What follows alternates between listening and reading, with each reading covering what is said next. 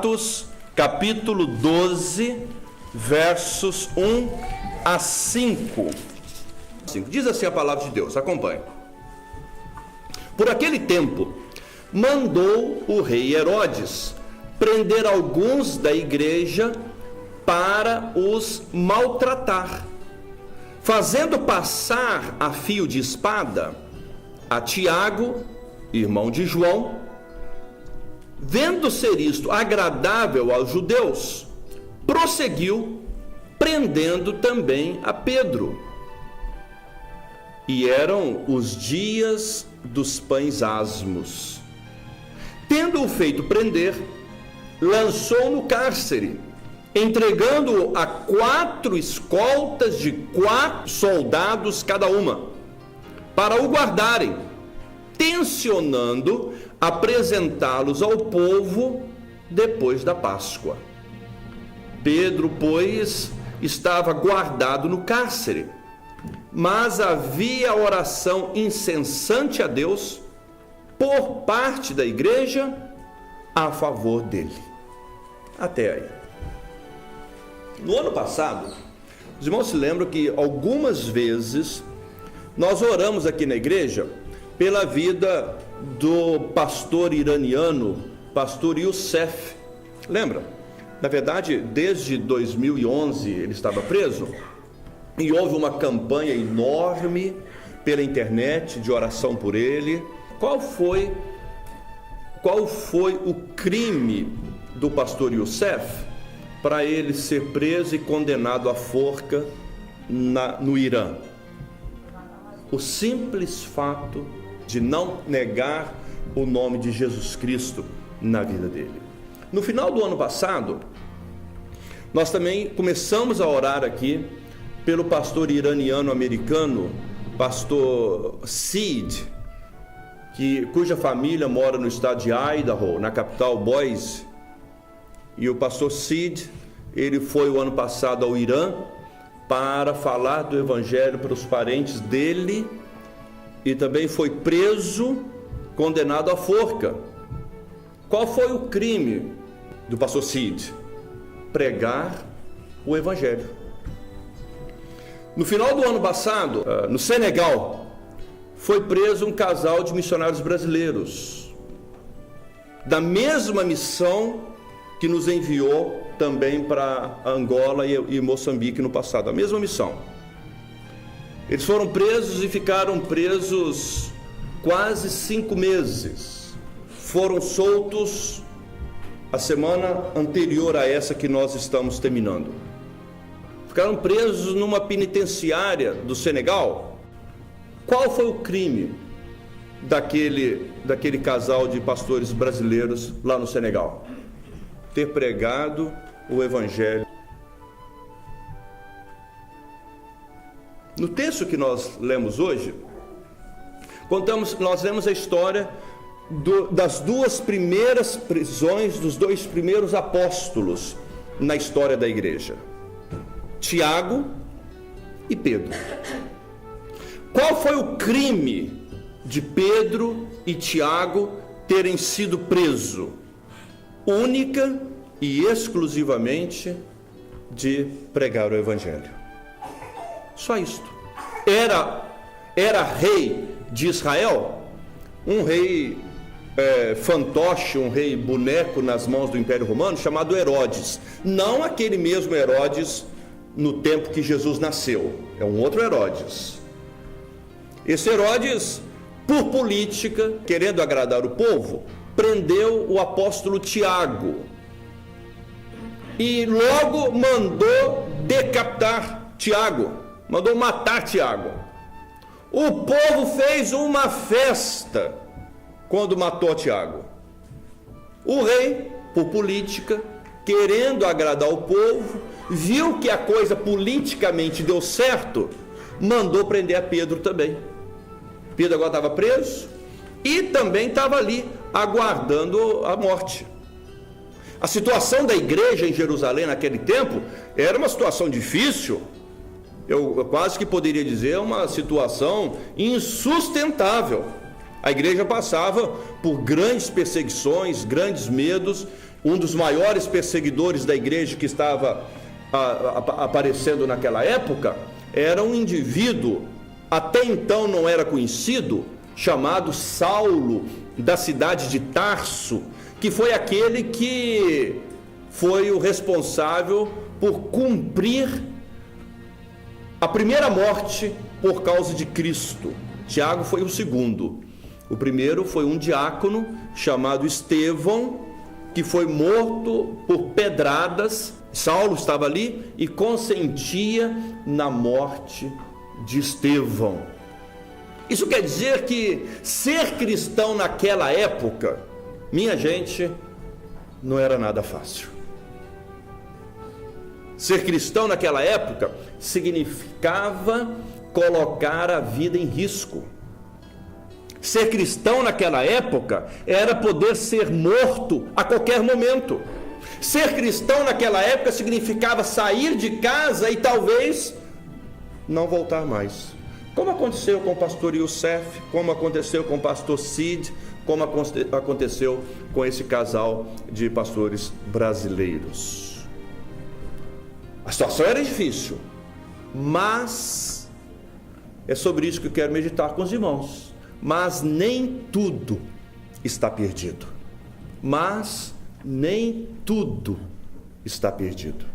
Em primeiro lugar, nem tudo está perdido quando todas as situações parecem ser difíceis, quando tudo parece vir contra, quando o momento, o ambiente parece conspirar contra a gente.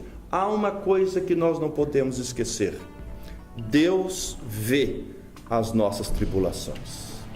Deus vê as nossas tribulações.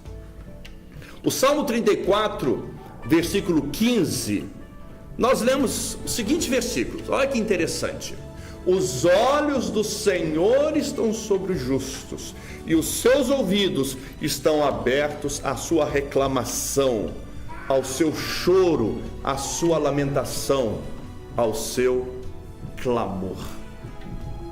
Há momentos na vida que, como eu falei, parece que fomos abandonados por todo mundo. E a gente começa uma reclamação tremenda.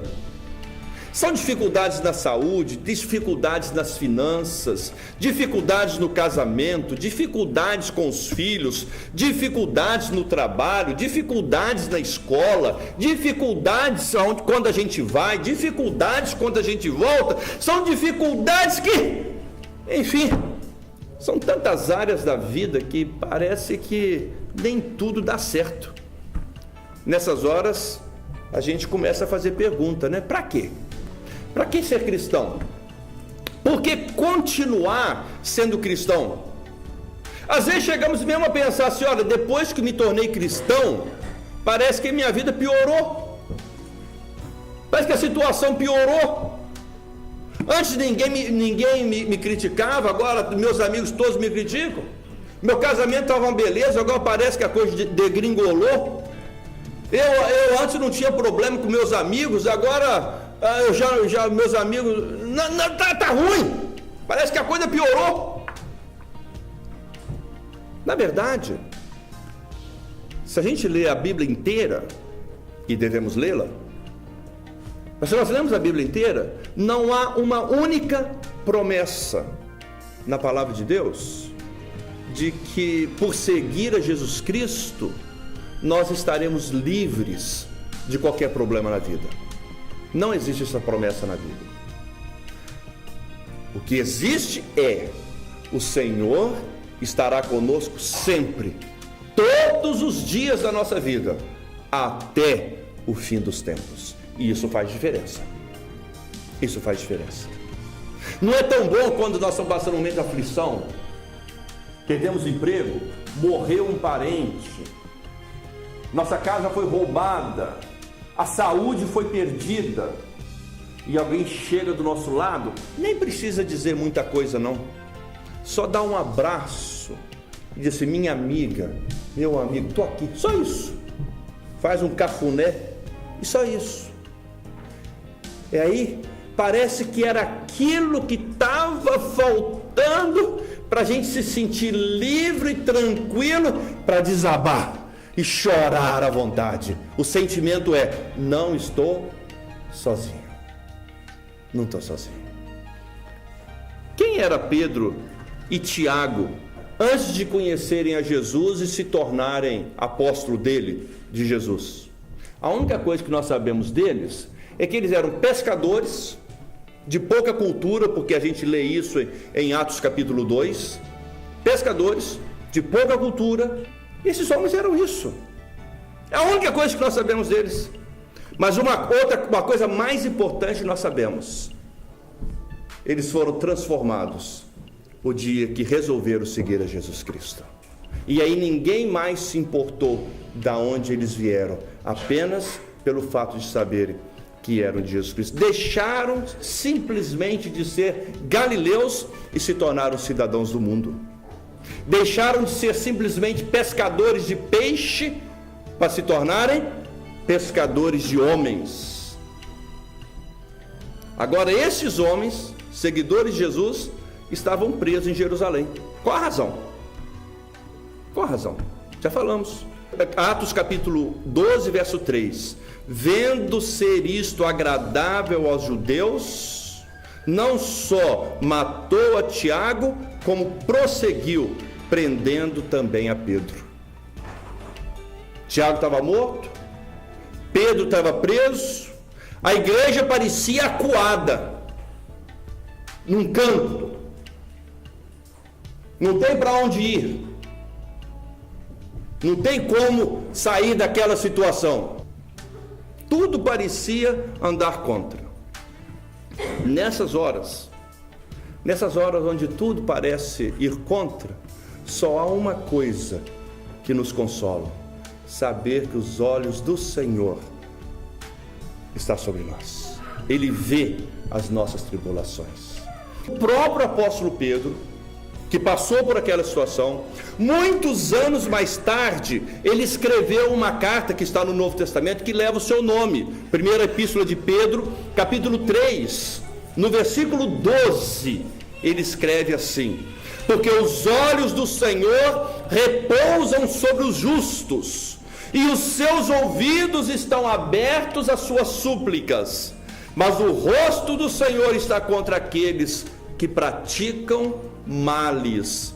Ele repetiu as palavras do Salmo, mas agora ele repete, não como quem está falando um salmo qualquer que foi um dia memorizado.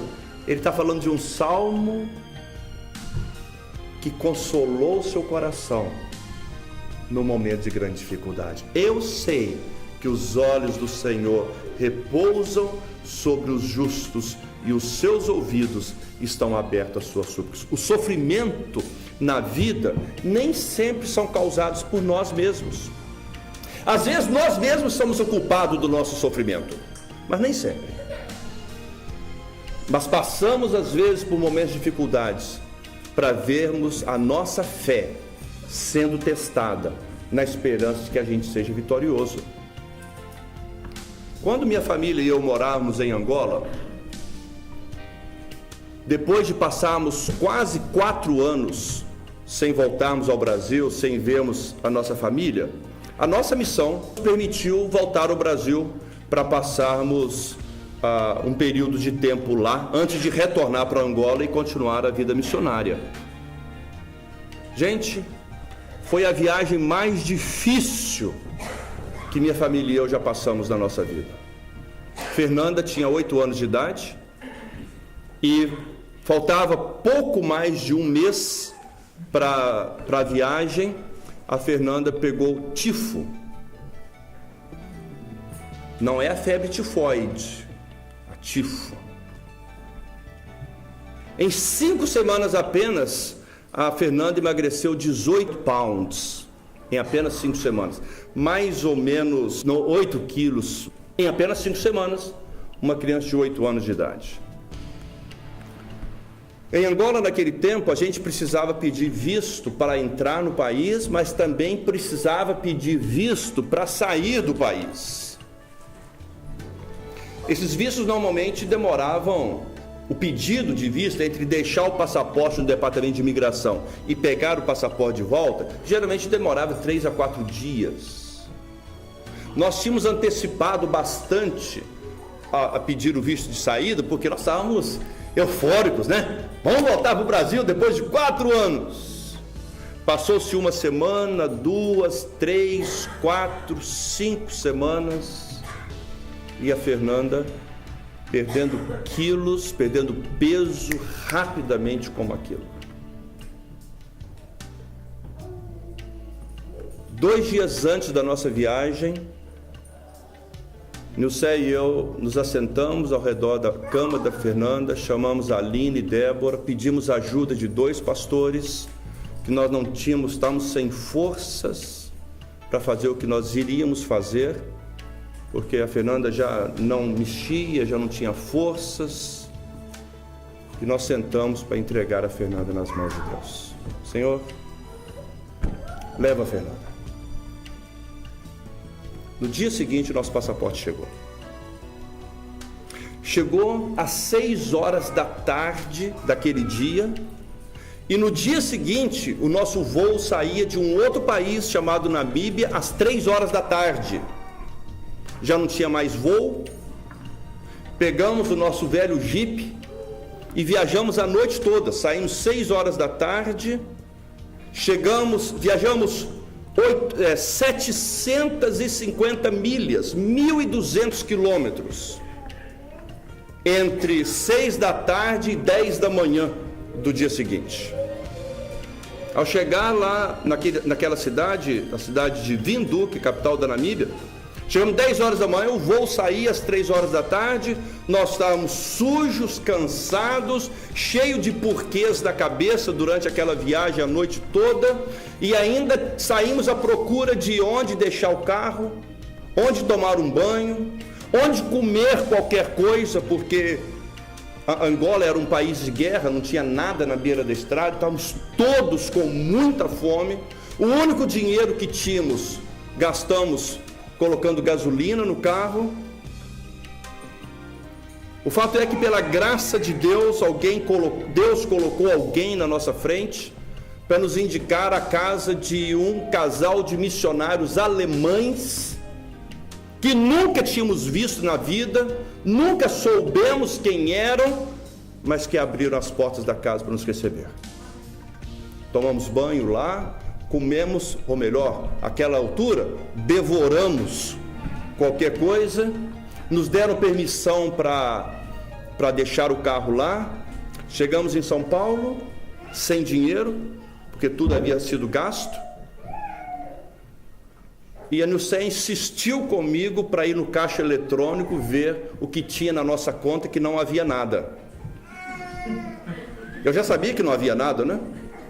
Mas por insistência dela, naquele dia que nós chegamos no aeroporto de Guarulhos, alguém havia depositado um certo valor, que foi o que nos levou a chegar até Vitória.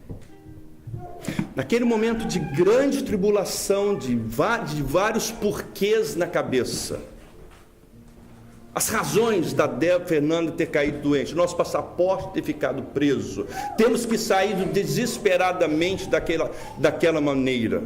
A única coisa que nos consolou no meio de tanta tribulação, de tanta tristeza, de tanto choro, foi a certeza de que os olhos do Senhor repousam sobre os justos e os seus ouvidos estão abertos ao seu clamor. Mesmo que a gente pense que estamos sozinhos, mesmo que a gente passe em situações como aquela, a ponto de não ter outra saída senão entregar a mão de uma filha nas mãos do Senhor para que Ele a levasse, mesmo em noites escuras, mesmo no meio de choro doído, mesmo no meio dos nossos medos, esse Deus, Ele está presente e jamais nos desampara aqueles que confiam nele. nem tudo está perdido. Em segundo lugar, nem tudo está perdido, porque em primeiro lugar, Deus vê as nossas tribulações. Em segundo lugar, Deus ouve as nossas orações. Deus ouve as nossas orações. Voltando ao nosso texto básico, Atos capítulo 12, o verso 5 diz que Pedro, pois, estava guardado no cárcere. Mas o texto não parou aí, o texto continua. Mas havia oração incessante a Deus por parte da igreja a favor dele. Como nós dissemos anteriormente, a igreja estava sendo perseguida. Pedro seria levado à morte no dia seguinte, com certeza. Mas a igreja se agarrou naquele momento a única coisa que podia fazer diferença na vida de Pedro e na vida de todos os cristãos naquela noite. Deus estava ali, a igreja se pôs em oração. Alguém pode pensar que oração é pouco.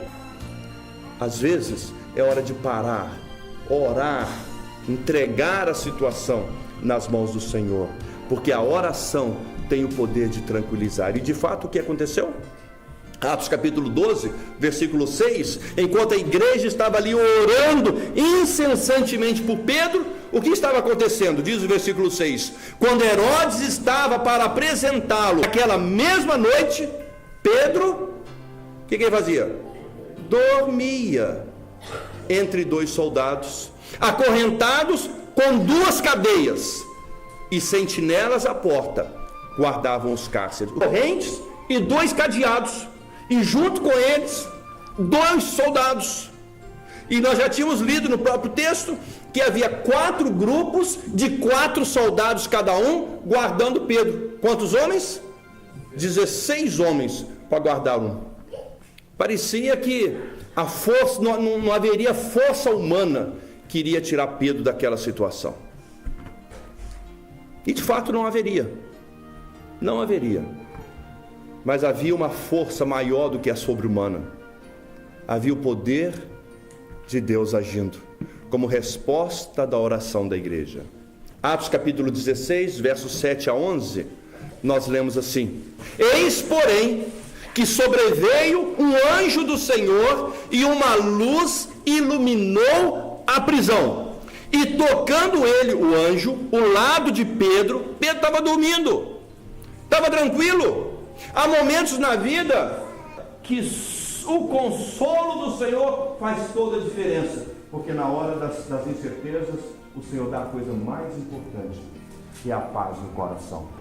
Pedro estava dormindo, e o texto continua: o anjo veio, tocou Pedro, o despertou, dizendo: levanta-te depressa. E então as cadeias fizeram o quê? Se soltaram milagrosamente. Não havia poder humano, por isso estavam ali 16 soldados tomando conta dele. Mas ninguém esperava pelo sobrenatural, ninguém esperava por aquilo que a igreja estava pedindo, o poder sobrenatural de Deus. E o texto continua: e disse o anjo: veste a roupa depressa, calça suas sandálias. Pedro, talvez meio aturdido pelo momento, porque ele não sabia que a igreja estava orando, ele não esperava um acontecimento especial, talvez estivesse ali meio confuso, mas ele obedeceu, colocou a roupa, colocou as sandálias, e o anjo ainda disse: e não esqueça, coloque a sua capa também e me siga. E então, saindo, o seguia, não sabendo que era real o que fazia por meio do anjo. Antes lhe parecia uma visão, comprovando que de fato ele estava meio sem saber o que estava acontecendo. Depois de terem passado a primeira e a segundo grupo de sentinelas, chegaram ao portão de ferro que lidava para a cidade, o qual se lhes abriu automaticamente, e saindo foram por uma rua, e logo adiante o anjo deixou sozinho, já não precisava mais. Enquanto a igreja orava, Deus operava, e o milagre acontecia. E então, quando Pedro se viu sozinho, diz o versículo 11, caindo em si, disse: agora sei verdadeiramente que o Senhor enviou o seu anjo e me livrou das mãos de Herodes e de toda a expectativa do povo judaico. Ninguém é capaz de impedir a força quando a igreja ora ao Senhor. Nenhum poder é capaz de vencer uma igreja que experimenta o poder de Deus através da oração. Alguém disse que um cristão de joelhos vale mais do que um exército de pé. Um cristão de joelhos vale muito mais do que um exército de pés. Onde nós lemos uma história como esta? Estava um profeta por nome Eliseu que tinha um ajudante que se chamava Geazi. Para não contar a longa história dos dois, segundo o livro dos Reis, no capítulo 6, nos conta isso que vou contar rapidamente para vocês. O rei da Síria decidiu capturar Eliseu, o profeta Eliseu de Israel, capturar e matá-lo. E de repente Geazi saiu e assustou quando viu todo o exército da Síria contornando a casa do profeta.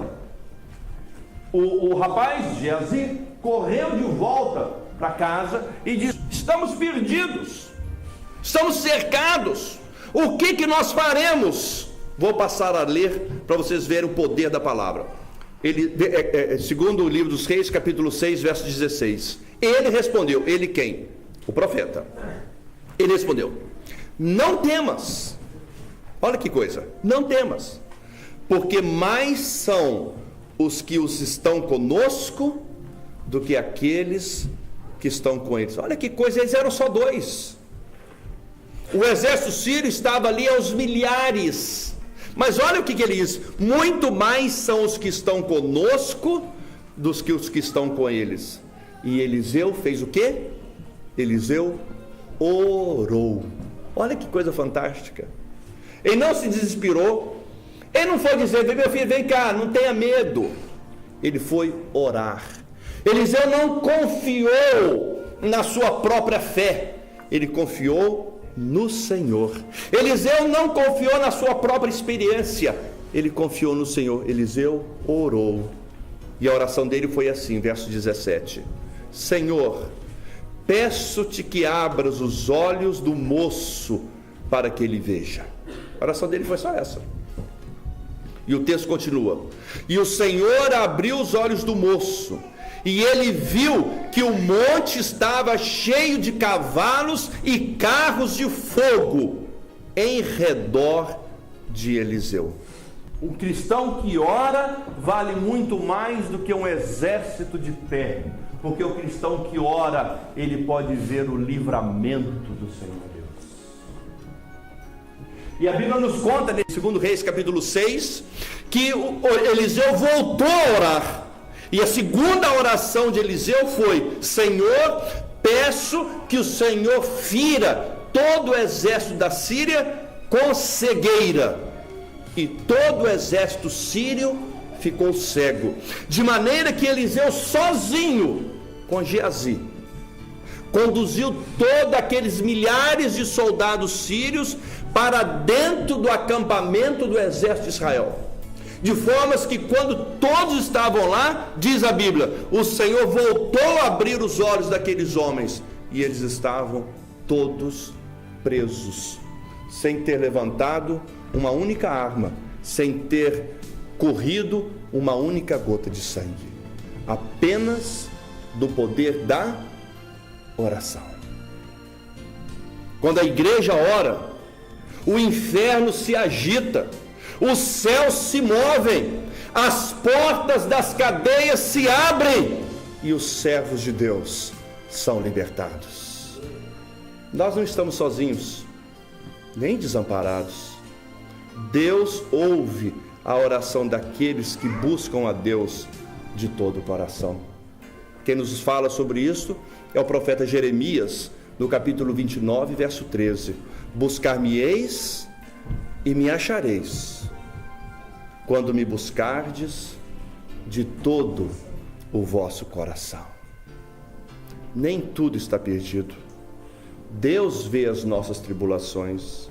Deus ouve as nossas orações. Confie e ore.